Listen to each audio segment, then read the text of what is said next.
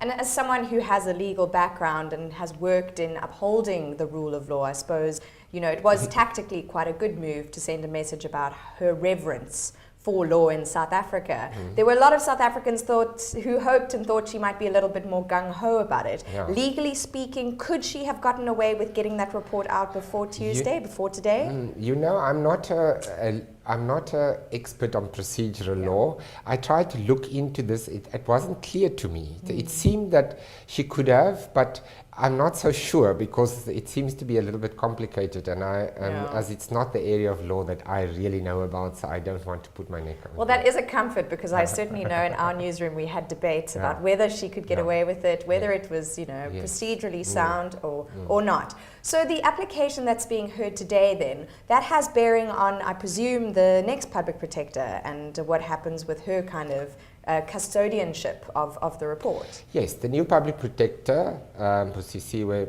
Mkhwebane, now has the report. What happens now, there's going to be this court process and the extended court process with Des van Rooyen. Before that is all completed, there's not going to be a release of the report. Okay. But what is clear and what is important is that the public protector said there are going to be, or there's supposed to be, 2 reports on state capture. This is the first phase. It is a final report. That means that the new public protector cannot now amend or change this report. Either the report is made public, or if there's an interdict against it, it will not be made public.